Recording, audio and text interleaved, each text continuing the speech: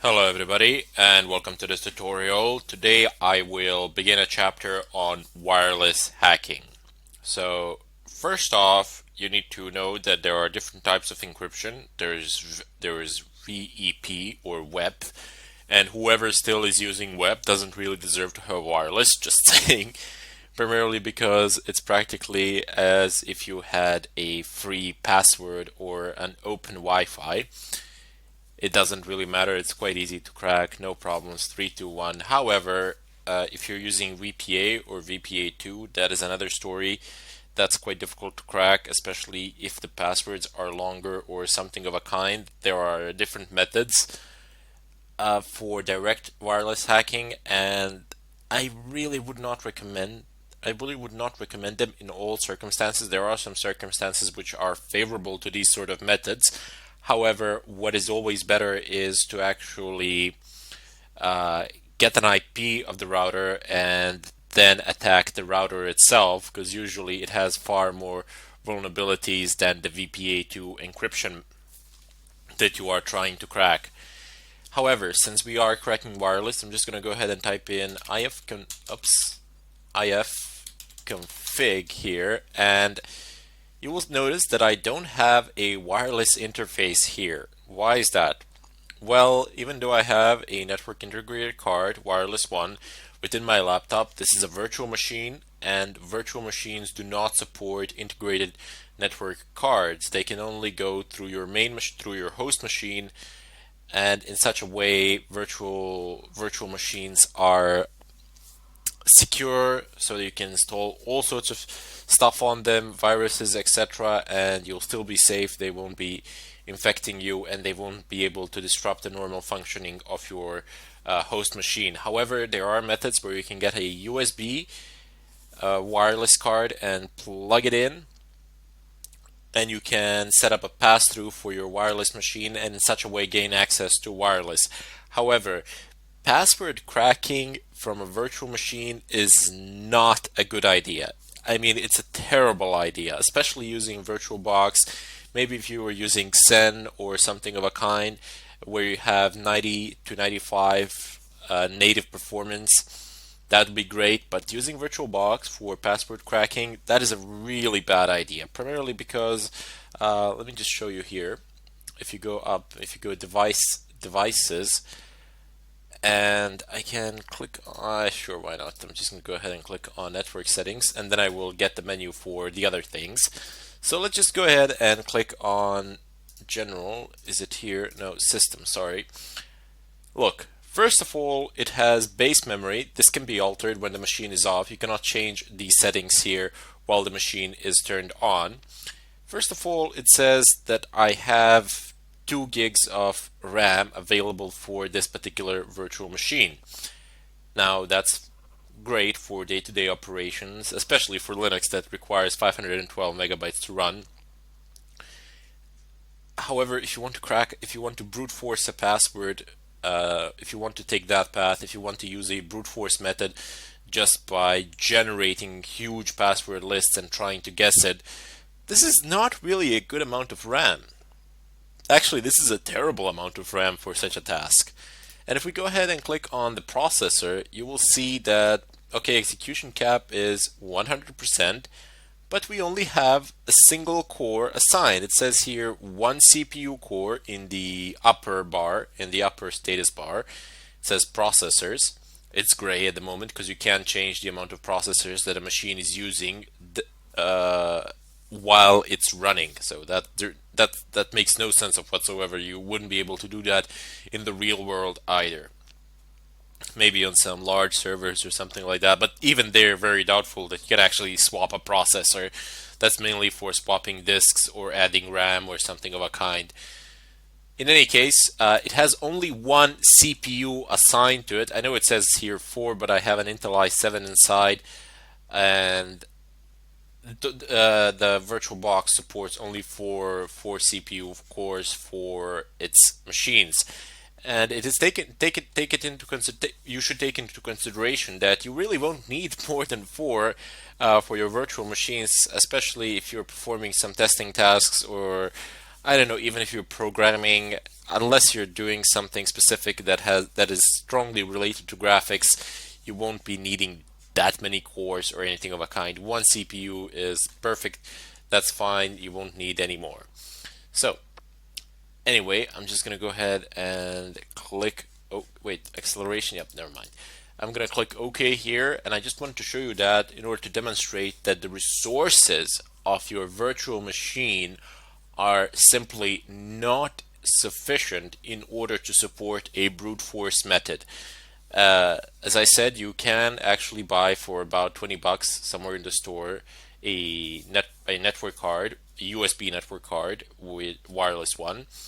Plug it in, pass through the ports, and it's gonna work, but it's gonna be terribly slow. What you need to do is either set up a dual boot, or if you are running a Linux machine as your host machine, you can do what I will do now. Let me just move away from this.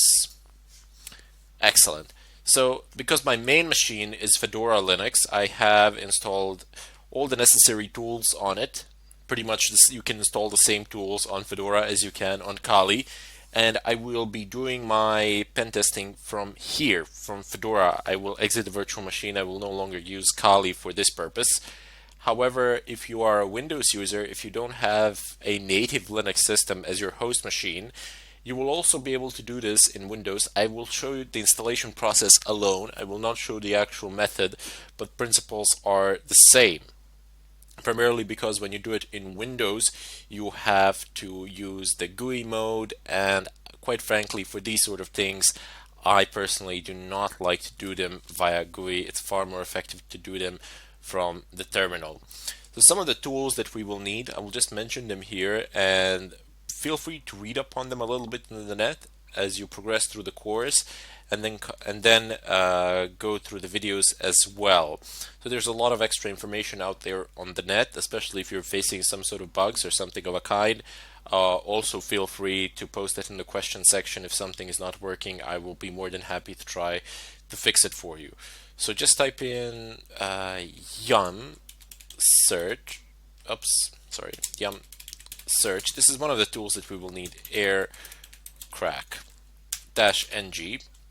Press enter, and it should find it shortly. There we go. Aircrack is in the default repositories of Fedora, and you will be able to find it there without any sort of problem. So it says aircrack-ng x8664. This is a standard for wireless, and it says sniffer, VEP, and WPA PSK key cracker. We're interested in this part, key cracker. Basically, you can install it anywhere. We can even install it on the virtual machine, capture the file on the host machine, transfer the file there, but there really is no point to do that. Now, we will install it, and I will teach you how to use it. There are lots more things related to Aircrack, but there is one more tool that we will use that employs a completely different method, uses a completely different way of cracking wireless passwords. And we'll mainly be talking about WPA and WPA2 passwords encryption methods. I will do a brief demonstration of how to crack WEP, but I mean, chances of you encountering WEP in today's world are practically non-existent. I mean, if just you open up your cell phone, I don't know if you're using Android or Apple's phones or whatever, or Windows phones and whatever else is out there. Just take a look at the wireless networks around you and take a look at the encryption methods, because they will be shown to you. You will almost never see WEP. If you ever do see it, it's practically open Wi-Fi, because WEP has been cracked. It takes a very short amount of time to break it without any sort of problems. You don't need to use any sophisticated methods of any kind or sort. A child could crack it without any problems. Basically just follow through the procedure, and that's it. Now, as I was saying, there is another method of doing this for WPA, and the tool name is Reaver. Now, Reaver is not in Fedora's default repository, so we will need to go through the installation process and find it on the net. But basically what Reaver does is guesses the pins on your router. So most routers these days have pin authentication, whereby you press a button and everybody around you can connect to that router basically. These things have been invented primarily for Windows users. Rarely, very rarely, will you find a Linux with support for pins, primarily because the method is highly insecure. I mean, that is really one of the downsides of wireless. If you're using pin authentication, you should definitely disable it on your home routers, as it enables malicious attackers to basically uh, take your Wi-Fi, get your IP address, and from there move on to more serious things. I will show you how to disable these things as well on one of my routers that I have here. I think I have a TP-Link or something like that. I will plug it in later on and show to you what it does. But in any case, as a part of the AirCrack package, you will get a few other programs which we will use, and later on there is one program in AirCrack package that enables you to perform a DOS attack on wireless networks around you. So you will be able to pretty much de-authenticate whoever you want, whenever you want, as long as two conditions are met. The first condition is proximity, that you are close enough to the network.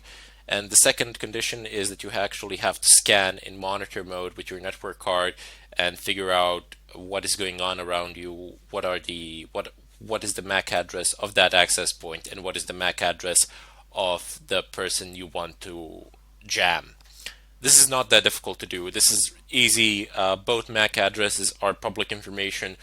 Pretty much all you need to do is listen for them, and that is what monitor mode is. Basically, network cards have a lot of modes that they can operate in, and well, maybe not a lot. Maybe not a lot. I think it was 6 or something like that, but there are only 2 which are of interest to us. There's the promiscuous mode, where your network card will only process traffic that is meant exclusively for it, regardless of, I don't know, capturing some other traffic that is being transmitted wirelessly through the air. I mean, just think about it. You have so many wireless access points around you, and they are all communicating with devices, and it's not like that wireless access point can send a signal in a specific direction to your device. No, it sends it in a spherical fashion, and your device catches it. A lot of other devices catch it, but since the information is encrypted and since the information is not for them, they immediately figure out that it's not for them, namely your network cards figure it out, and they immediately disregard the information. They don't do anything with it. However, if you put your network cards into monitor mode, they will actually take all of this traffic, process it, and see what they can get from it. Some of it is encrypted, most of it is encrypted, but some of it isn't, like the MAC addresses, which can't be encrypted, and that's the bright side of it all. You can take it and you can jam whoever you want. You can deny wireless access to pretty much everybody within range with just having your laptop, and no extra devices are needed. This is all pure software. You don't need any extra devices. Of course, it is necessary that your network card supports monitor mode. There is a compatibility list on the net. I will show it to you in the follow-up tutorial, but for the time being, I just wanted to introduce you to the chapter and to see what we shall be doing. So before I would advise, you don't have to, of course, and you will be able to fully follow through the next tutorial without doing this, but I would just advise typing aircrack-ng on Google or whatever your favorite search engine is, and type in Reaver. Just read the first post, read the first couple of sentences of the first post that comes by, and see if you can collect some information there. Then you can continue on watching the next video, where I will show you how to install these things. I will show you how to install aircrack-ng on Windows, and I will attempt a Reaver as well, but sometimes Reaver tends to break on Windows, and that can be problematic. But primarily, I will show you how to install aircrack-ng. I'll show you how to use it there a bit. It's not that hard. There's a graphical interface practically. You can just click through it, no problems. However, I restate once again that you should have a Linux host machine which you can use, to which you have access, primarily because a lot of these tools are a lot faster on Linux machines. They work much better, they're faster, and quite frankly, they are easier to install. Plus, you get a higher degree of anonymity. Anyway, I bid you all farewell, and I'll see you in the follow-up tutorial.